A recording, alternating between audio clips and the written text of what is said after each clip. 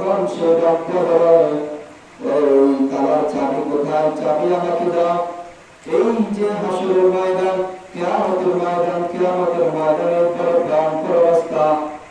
আল্লাহ তাআলা প্রভাবের রূপ ধারণ করে বসে আছে। আল্লাহ তাআলা বলেন, মানানিল মুলকুল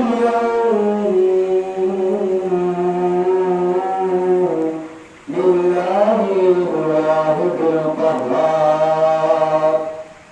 আল্লাহ তাআলা প্রভাবের রূপ ধরে বসে আছে, রাগান্বিত হয়ে বসে আছে।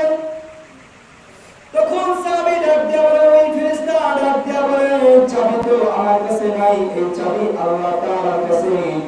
এই চাবি শুধু তাদেরকে দেওয়া হবে যারা দুনিয়াতে মকবুল এক ভাই আবার এক ভাইকে সাহায্য সহযোগিতা করেছিল। তখন সাথে সাথে সেই মুসলমান অহংকারীর ঘুম ভেঙে গেল। ঘুম ভেঙে পরের দিন সকালবেলা তোমরা সেই মুসলমানের বাড়িতে, গরিব মুসলমানের বাড়িতে চলে গেল। মুসলমানের বাড়িতে যাওয়া গেল, মুসলমান ভাই কালকে কি ইফতার করেছ? সে বলে, না আমি কালকে ইফতার করছি, আলহামদুলিল্লাহ, অনেক কিছু দিয়াই। টাকা পয়সা কোথায়? টাকা পাইছি আমি আসার সময় বিপণীর সাথে দেখা হয়েছিল আমার পাশের গ্রামের। সে আমাকে টাকা দিছে, সে টাকা দিয়ে আমি ইফতার করছি। সে বলে, কত টাকা দিছে? এত টাকা। এত টাকা আমি তাকে ডাবল দেব।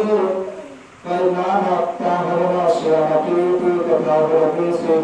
আমি টাকা দিতে পারলাম না, দিতে চাইলে দিতে পারবো না, দিতে চাইলে আমি না দিতে পারবো না। আমি চাইলে দিতে পারবো না, চাইলে না দিতে পারবো। সে বাড়ি ছেড়ে দিয়েছে। যখন এই কথা বলে দিয়েছে